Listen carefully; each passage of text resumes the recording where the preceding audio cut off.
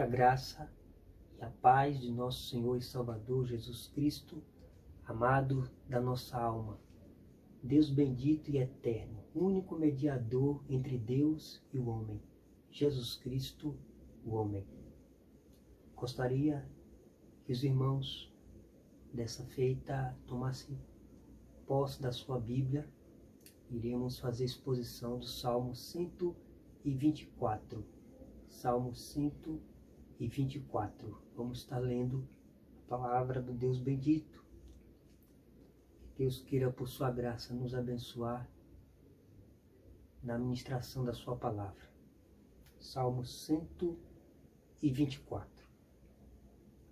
Não fosse o Senhor que esteve ao nosso lado, Israel que o diga.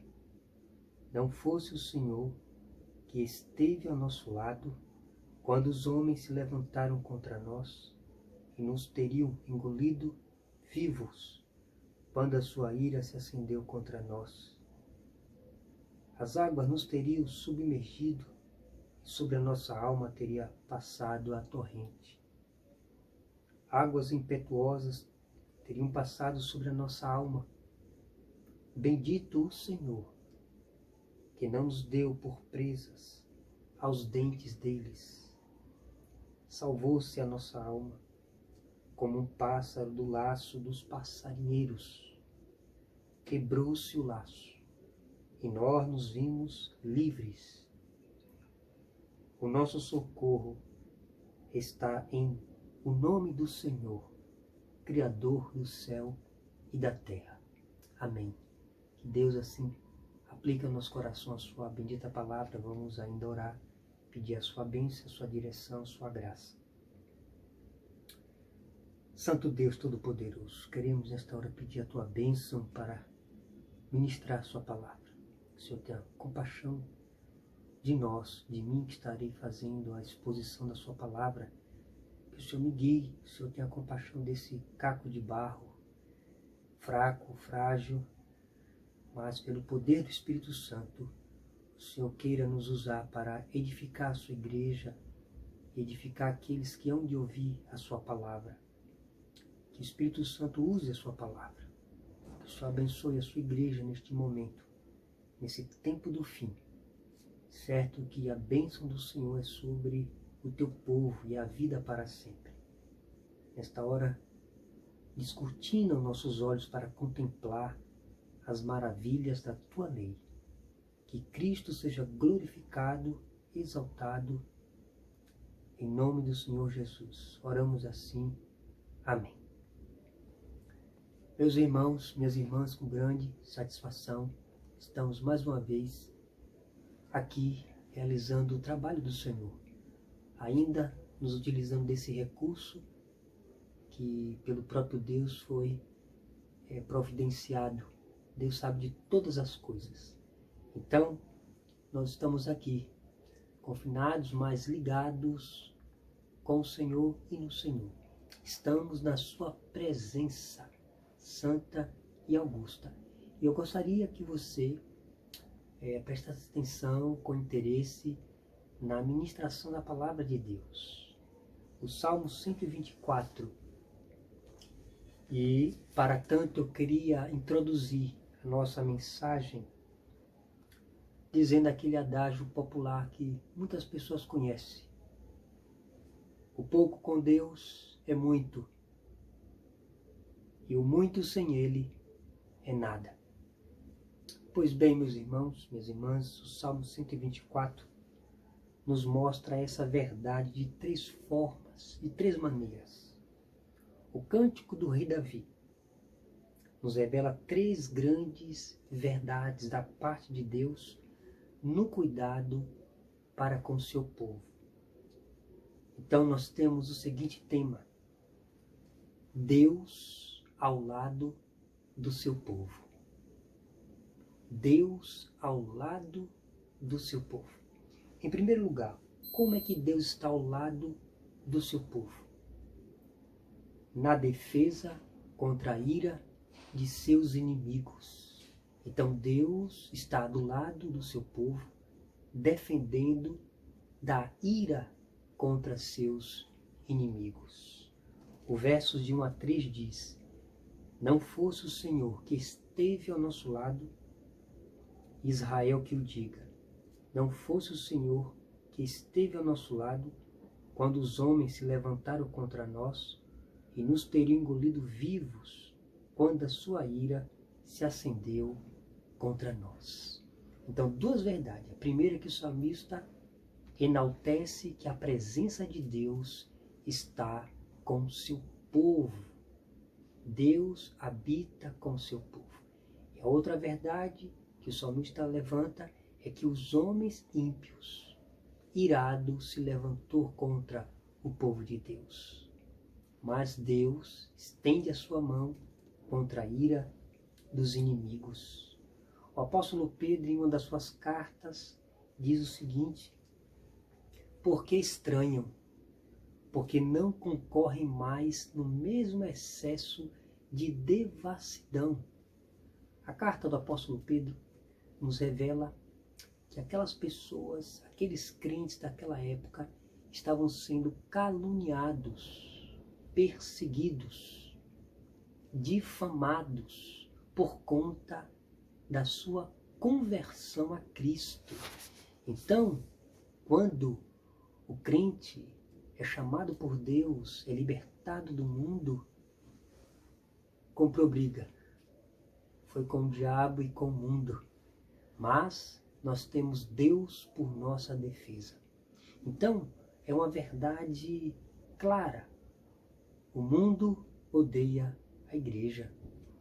Por que o mundo odeia a igreja? O mundo odeia a igreja porque eles vivem nas trevas e não vêm para a luz porque tem receio de suas obras serem reprovadas pela luz, porque a luz tudo revela. Então, há da parte do mundo uma ira sagaz e diabólica. A China está perseguindo os crentes lá. Ninguém mais pode comercializar a Bíblia, ninguém pode vender e nem comprar a Escritura, a Bíblia Sagrada. Foi vedado dos crentes lá na China o ter acesso à Palavra de Deus. Na Coreia do Norte, 50 mil crentes exilados sendo torturados por conta da sua fé. Contudo, meus irmãos, Deus está do lado do seu povo. O Senhor Jesus disse: se o mundo vos odeia, sabei primeiramente isto, que a mim me odiou. Mas se ouvir as minhas palavras, ouvirão a vossa palavra também. Então, Deus está ao lado do seu povo, repreendendo a ira de seus inimigos. O apóstolo Paulo, na sua última carta, escrevendo a Timóteo, ele diz: Timóteo, tome muito cuidado, porque Alexandre, o latoeiro, resistiu fortemente às nossas palavras. Este me causou muitos males, mas o Senhor lhe dê a paga segundo as suas obras. E ele disse mais, que o Senhor o livrou da boca do leão e de toda obra maligna, e que enfim seria levado para o reino celestial. Então, o apóstolo Paulo, e o testemunho da Escritura é que a perseguição contra a igreja é marca da genuína igreja. Por quê? A igreja é a contradição do mundo. Porque a igreja é a oposição do mundo hostil, caído, corrompido em pecado. Porque a igreja é a luz e o sal do mundo. Então o mundo odeia a igreja, o homem ímpio odeia a igreja. Então, a palavra de Deus nos diz, os homens se levantaram, mas o salmista diz, ora Israel, se o Senhor não estivesse do nosso lado, quando os homens se levantaram furiosos, já nos teriam engolido vivos, mas louvado seja Deus, bendito seja Deus, que o Senhor não nos deu como presa aos dentes dele. Que bênção é saber que Deus está do lado da sua igreja. Deus está defendendo a sua igreja. A igreja é propriedade exclusiva de Deus. A igreja, a perseguição contra a igreja existe porque a igreja é a menina dos olhos de Deus. A igreja é propriedade, é menina dos olhos de Deus, né? É o baluarte da verdade, que proclama a verdade, que protesta contra a mentira, contra a corrupção, e por isso o mundo salta com os dentes, rangindo, buscando acabar com a igreja. Mas Jesus diz: as portas do inferno não podem prevalecer contra a igreja, porque o Senhor Jesus é o cabeça da igreja. Então nós temos Deus por nossa defesa, repreendendo a ira dos nossos inimigos. O Salmo 46 diz que o Senhor quebra o arco, despedaça a lança, queima os carros do fogo dos inimigos. Deus destrói, Deus faz confusão entre o inimigo, dispersa. Então, Deus diz: aquietai-vos e sabei que eu sou Deus. Serei exaltado entre as nações, serei exaltado na terra. O Senhor dos exércitos está conosco. O Deus de Jacó é o nosso refúgio. Então, Deus está do lado do seu povo, defendendo contra a ira de seus inimigos. A palavra de Deus é clara quando nós vemos desde o Antigo Testamento ao Novo Testamento. Mesmo os inimigos se levantando contra a igreja, Deus defendendo a sua igreja como escudo, como pavês escudo. John Hus foi condenado pela Igreja Católica e foi posto na fogueira. John Hus, na fogueira, louvava salmos a Deus, diz a tradição, mas a chama não tocou na sua alma, de sorte que a alma dos crentes é guardada por Deus. Não é que os crentes não passem dificuldades, apertos, provações, porque nós estamos sujeitos a essas coisas do mundo, né? Então, mas a alma dos crentes estão preservadas, guardadas pelo poder de Deus. E esse é o nosso segundo ponto que eu quero dizer sobre o tema Deus que está ao lado do seu povo. Deus está ao lado do seu povo livrando e concedendo graça no dia mau. O versos 4 e 5 diz: as águas nos teriam submergido e sobre a nossa alma teria passado a torrente. Águas impetuosas teriam passado sobre a nossa alma. Aqui duas verdades, dois tipos de livramentos que podemos contar com a palavra de Deus. Primeiro, livramento contra o inimigo físico, o inimigo de carne e osso. Mas há o inimigo invisível, seja o pecado, Satanás, ou uma própria situação de angústia. Então Deus livra quando Ele quer livrar. Se não livrar, Deus concede graça para passar aquele momento do dia mau. Aos inimigos físicos, de carne e osso, e aos inimigos espirituais, e os inimigos patológicos, de situações. John MacArthur não, mas Dr. Martyn Lloyd-Jones diz que este mundo é um vale de lágrimas. Então há outros tipos de inimigo, outros tipos de ameaça. Contudo, Deus livra e concede graça para o dia mau. As águas nos teriam submergido e sobre a nossa alma teria passado a torrente. Águas impetuosas teriam passado sobre a nossa alma se o Senhor não estivesse ao nosso lado. Glória a Deus. Por isso que o salmista disse, bendito seja o Senhor que não nos deu por presa aos dentes dele. Então águas teria nos submergido se o Senhor não estivesse do nosso lado.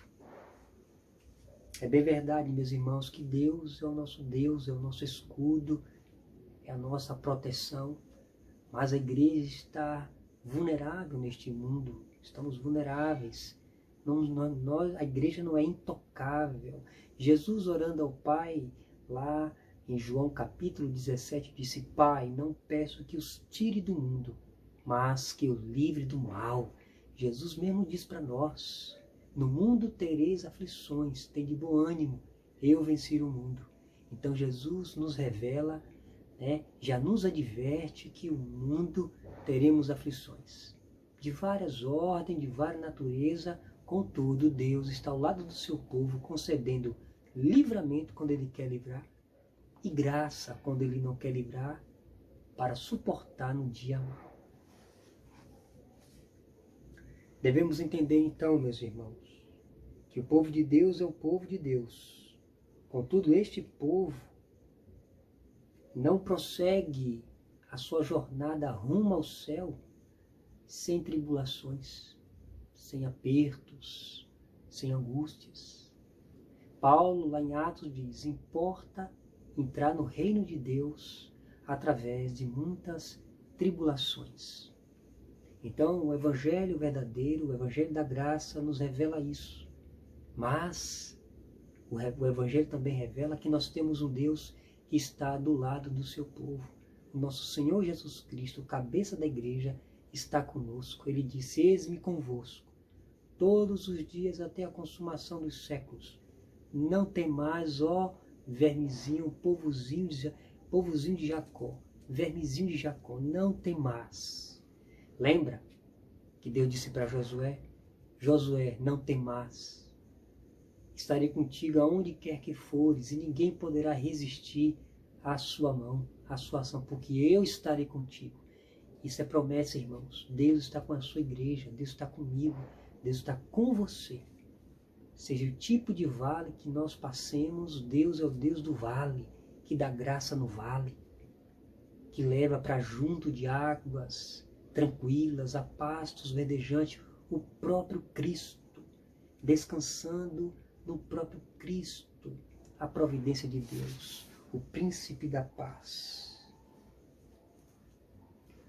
Os irmãos devem lembrar que os crentes do primeiro século, eles eram colocados lá no Coliseu de Roma e com o corpo todo coberto com peles de carne, pele de animais, para que os leões comessem.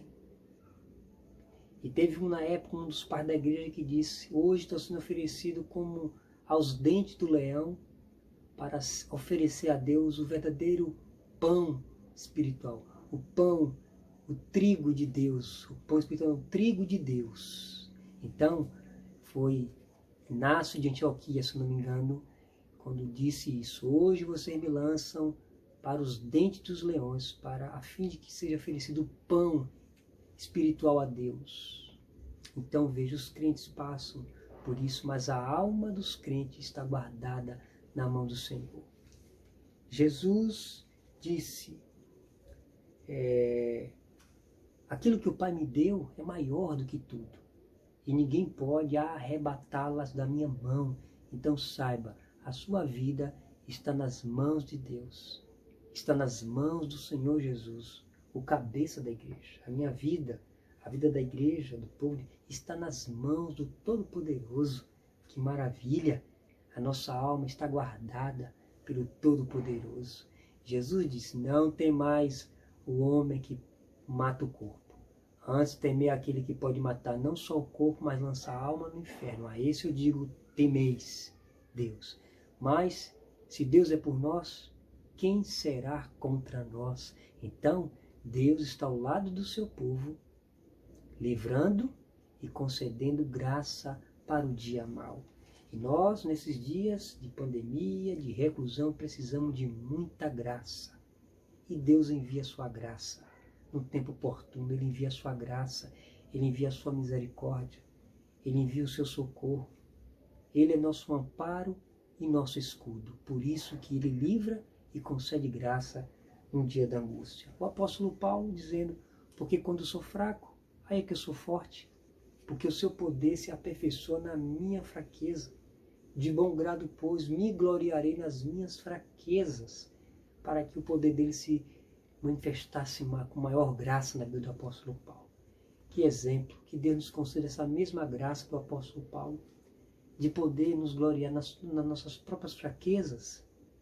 Nós não somos masoquistas, mas nos gloriar nas fraquezas, porque nesse momento Deus está operando a sua graça de maneira profusa na vida de cada crente, aperfeiçoando a sua fé, fortalecendo a sua fé, moldando o caráter do seu servo ao seu Filho Jesus. Por isso que Paulo diz, de bom grado me gloriarei nas minhas fraquezas, porque o poder de Cristo se aperfeiçoa nesse momento que estou passando de agonia, de angústia, de dor, tristeza. O poder de Cristo está se aperfeiçoando na minha fraqueza. Eu sou propriedade exclusiva de Deus, de Jesus.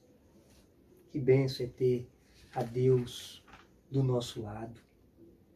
A água teria nos transbordado sobre nós e a corrente teria passado sobre a nossa cabeça, então as águas altivas teriam passado sobre a nossa alma, se o Senhor não estivesse do nosso lado. Ora, diga Israel, se o Senhor não estivesse do nosso lado, Deus está do lado do seu povo.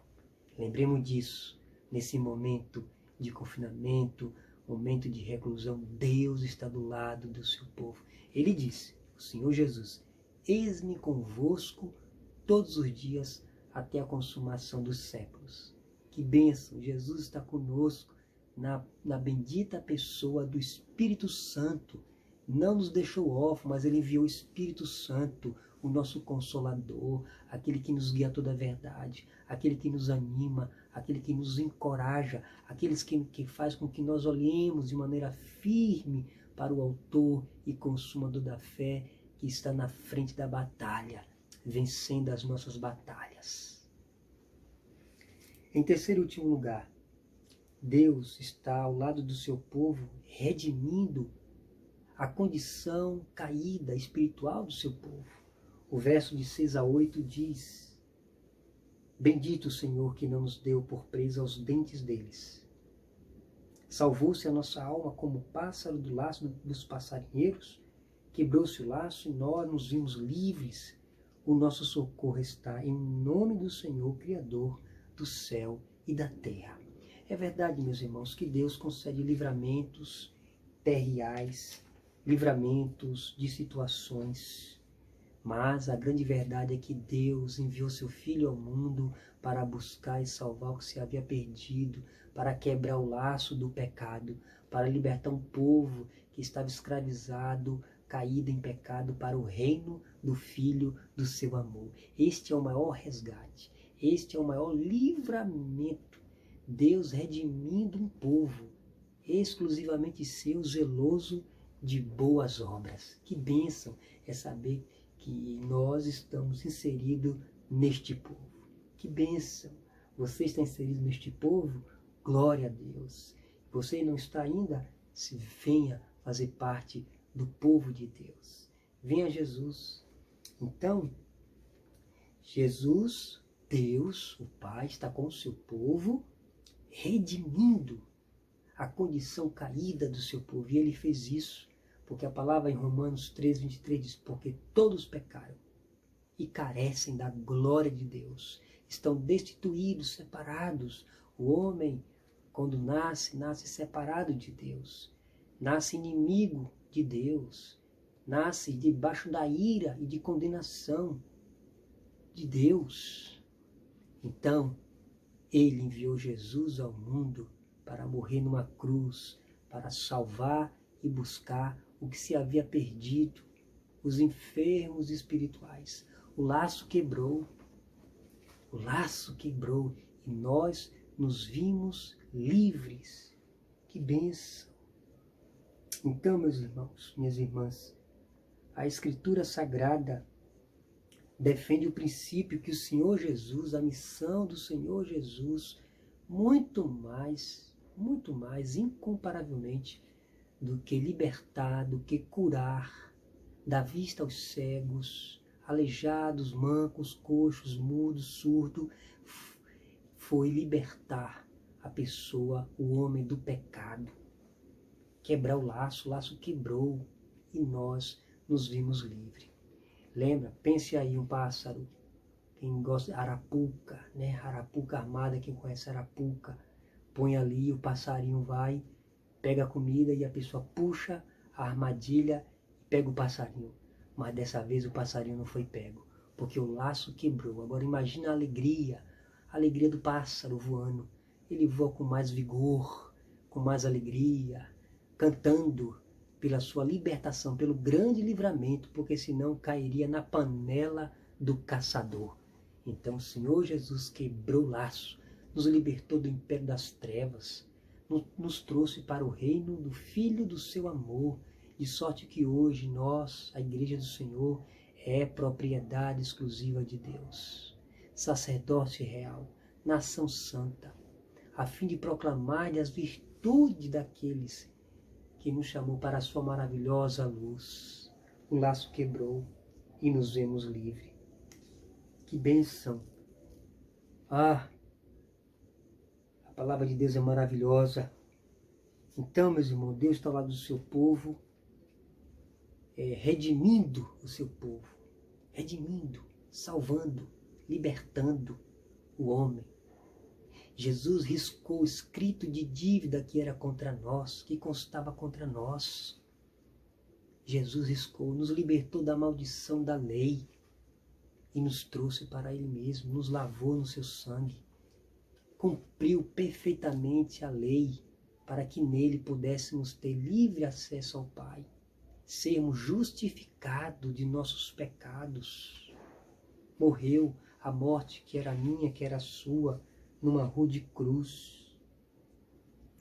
A palavra de Deus em Romanos 5,17 diz: se pela ofensa de um e por meio de um só reinou a morte, muito mais os que recebem a abundância da graça e o dom da justiça reinarão em vida por meio de um só, a saber, Jesus Cristo. Então Adão pecou, caiu, era o representante da raça humana e com ele caiu toda a humanidade.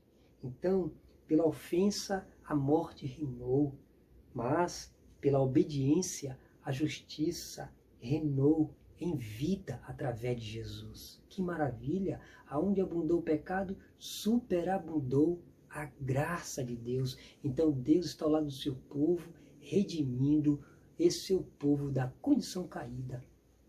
O nosso símbolo de fé da Confissão de Fé de Westminster disse: deixa Deus a humanidade no estado de pecado e miséria? A resposta é não. Deus não deixa o homem, a humanidade, em estado de pecado e miséria, mas Deus providenciou um escape, um livramento, um remédio, uma vacina poderosa contra o pecado. O pecado foi vencido, derrotado na cruz, e um povo foi liberto. O anjo Gabriel disse para Maria: salve agraciada, bendita é vós entre as mulheres, de ti virá o Salvador. Ele será chamado de Jesus, porque salvará o seu povo dos pecados deles. Então veja, Deus está do lado do seu povo, repreendendo a ira de seus inimigos, dando livramento, concedendo graça para o dia mau, mas também redimindo, salvando, libertando um povo da sua condição caída. Eu gostaria de fazer nossas considerações finais, fazendo já a aplicação. Primeiro, você já pertence ao Deus de Jacó? Você já pertence ao Deus de Jacó? Feliz aquele que faz o Deus de Jacó como seu refúgio. Está debaixo de suas asas, escondido no seu pavilhão soberano, escondido à sombra das asas do Altíssimo. Você já pertence ao Deus de Jacó? Se não, é momento de você se entregar para Jesus. Segundo, a palavra de Deus, ou melhor, na sua aplicação aqui, muito mais do que um livramento que Deus conceda, te dar um pão terreno, é receber a graça do pão espiritual. Jesus disse, eu sou o pão vivo que desceu do céu. Então o povo comeu maná no deserto, mas morreram. Eu sou o pão vivo, o meu Pai é que dá o verdadeiro pão espiritual. Então, não queira apenas receber a bênção de Deus, ser abençoado. Queira o Deus da bênção. Queira Jesus como seu Senhor e Salvador pessoal.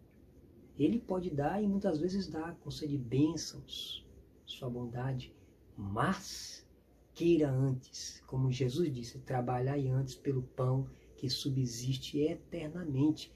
É Ele disse, eu sou o pão vivo que desceu do céu. Então, muito mais do que você receber livramentos terreais, receber o pão terreno, receba o pão do céu.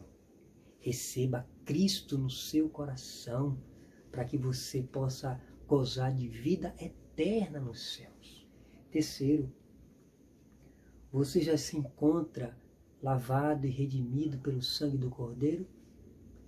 Isso é muito importante saber, porque em Apocalipse diz, bem-aventurados são aqueles que lavam suas vestiduras no sangue do Cordeiro, para que lhe assista o direito à árvore da vida e entre na cidade pelas portas. Meu irmão, meu amigo prezado, o céu existe, mas o inferno também existe. Então, o anúncio do Evangelho é para que você se arrependa de seus pecados, tenha conhecimento do Salvador Jesus, o único Salvador, o único que pode rogar por você ao Pai, o único que morreu numa cruz, por conta dos seus pecados. Então você precisa saber disso. Lavar suas vestiduras, venha a Cristo, confessando os seus pecados, se entregando a Ele de todo o coração, a fim de que você entre pela cidade e pelas portas. Porque em Apocalipse diz que fora ficarão os cães, os feiticeiros, os mentirosos, os afeminados, os idólatras e todos quanto amam a mentira. Então você se entrega a Jesus para que seus pecados sejam lavados, perdoados no sangue dele. Ora, que Deus te abençoe por sua graça. Eu quero concluir com o Evangelho de João, capítulo 8, verso 32.